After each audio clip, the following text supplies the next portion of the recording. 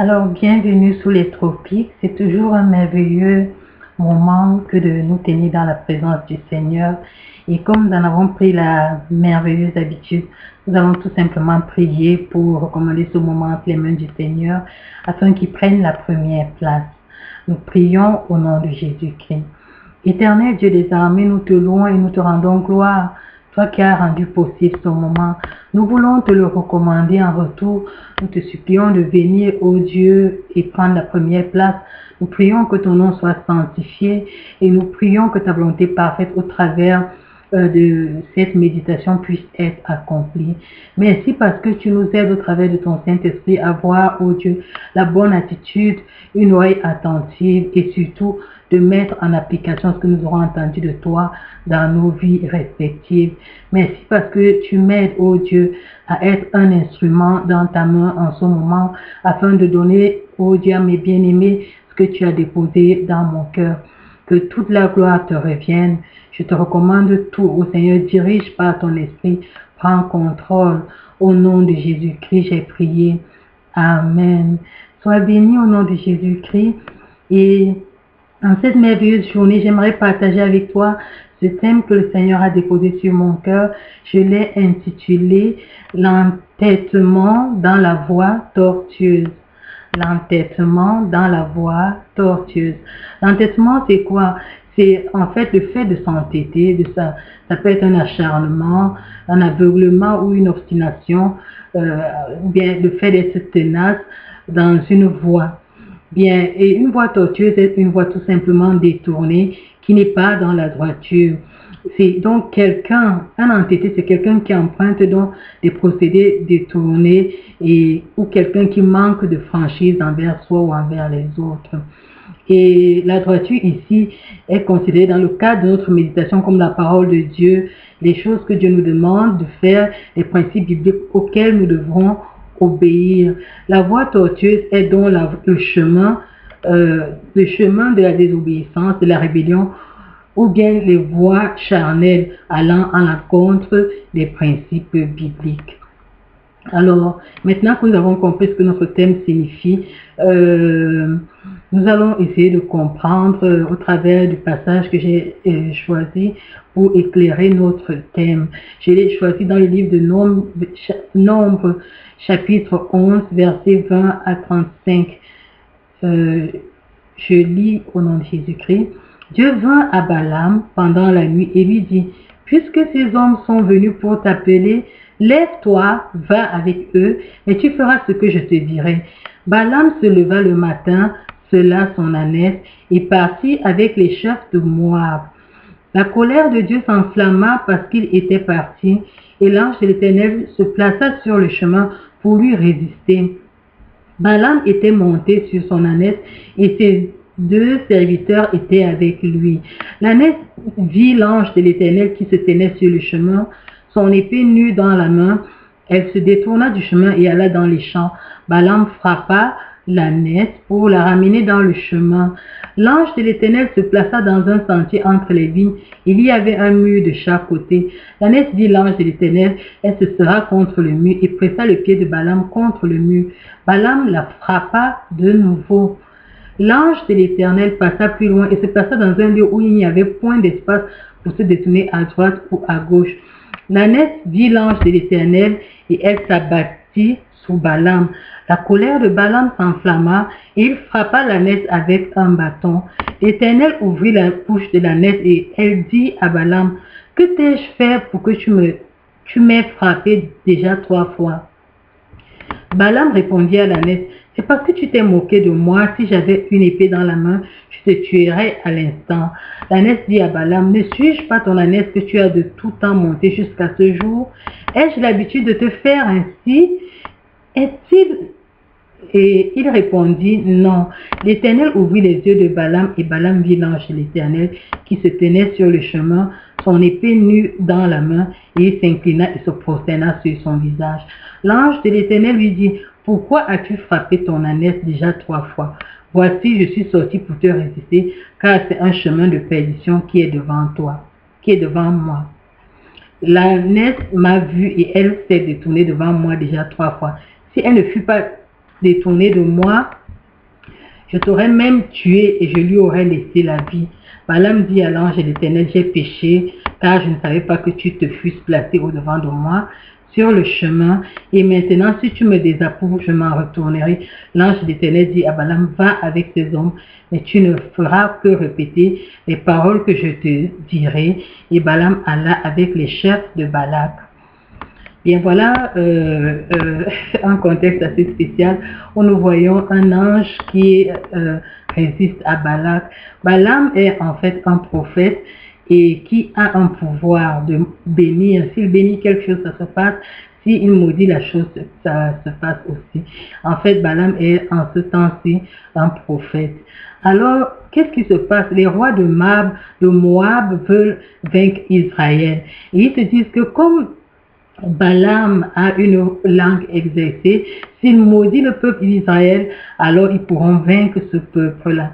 Et ce qui se passe, c'est que lorsqu'ils forment des escouades pour aller rencontrer Balaam tout simplement et lui demander de faire leur volonté, Balaam consulte l'Éternel et l'Éternel lui dit non, de ne pas faire ce que ce peuple-là demande de faire, ces gens qui viennent essayer de le corrompre. Mais comme Balaam a un cœur tortueux, ces gens viennent de voir à plusieurs reprises avec des demandes de tout ordre, Balaam commence à aller consulter l'Éternel fréquemment, malgré qu'il sait que l'Éternel lui a interdit cela. Nous voyons la première interdiction dans Nombre 22, verset 12. Dieu dit à Balaam, tu n'iras point avec eux, tu ne maudiras point ce peuple, car il est béni. Oh, nous savons que Dieu ne se détourne jamais de sa parole. Il a donné une parole. Il dit ce peuple est béni. Balaam le sait. Mais Balaam va continuer. Dans Nombre 22, verset 20, Dieu vint à Balaam pendant la nuit et lui dit, puisque ces hommes sont venus pour t'appeler, lève-toi, va avec eux, et tu feras ce que je te dirai. Et là, voilà la deuxième désobéissance de Balaam. Balaam va se lever, va partir. Il ne va même pas attendre que Dieu lui dise quoi que ce soit. Le cœur de Balaam ici, là, est un cœur corrompu par l'abondance des biens qui lui sont présentés. Il se met à tergiverser. Il a une position pourtant claire. Dieu lui a parlé, lui a dit sa pensée.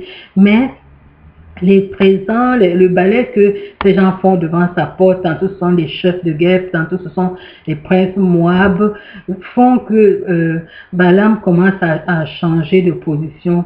Et l'ange de l'Éternel va lui résister physiquement. L'étrange est que c'est l'âne, cette fois, qui parlera à Balaam. Et c'est à ce moment que ses yeux vont s'ouvrir. Alors, si nous ramenons cela à notre contexte, on peut se poser la question de savoir quelles sont ces choses dans lesquelles tu t'entêtes ou je m'entête, ou nous entêtons, et dans lesquelles nous enlisons ou dans lesquelles nous vivons, et qui semblent apparemment être bien, mais qui sont des choses qui peuvent nous amener à la perdition, ou qui sont des choses qui nous poussent à enfreindre la loi de Dieu. Pour les reconnaître, tu dois d'abord identifier la situation dans ta vie qui est récurrente et qui, chaque fois que tu la regardes, tu as plusieurs solutions qui peuvent te pousser à désobéir à Dieu. Pour cette situation-là, tu dois savoir qu'il y a un verset biblique qui s'y applique et qui dicte la ligne de conduite d'un enfant de Dieu face à la situation que tu es en train de vivre. Et cela implique généralement l'obéissance à la parole de Dieu, l'obéissance inconditionnelle. Il n'y a pas de détour ou d'entorse à faire. Tu dois tout simplement obéir, car c'est un fait, car c'est une loi que Dieu a établie.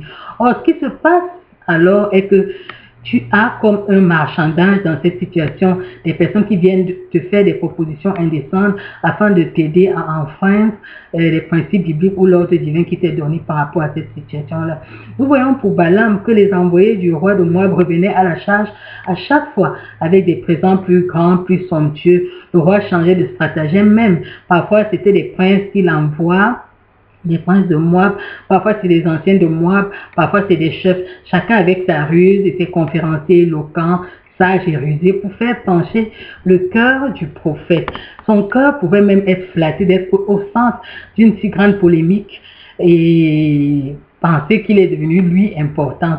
Il croyait peut-être qu'en allant chaque fois devant Dieu présenter la situation avec des formulations différentes, cela pourrait changer la donne et cela pourrait donner à Dieu de lui donner l'opportunité d'aller maudire son peuple. Or, nous savons que la Bible nous dit que Dieu est unique et sa parole est inamovible. Il est stable et il est fidèle. Il dit que ce qu'il a béni est béni.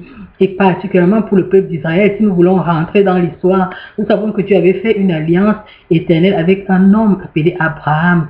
Et la fidélité envers cette alliance ne valait pas les pourparlers de Balaam, même s'il changeait de méthode de s'adresser à Dieu.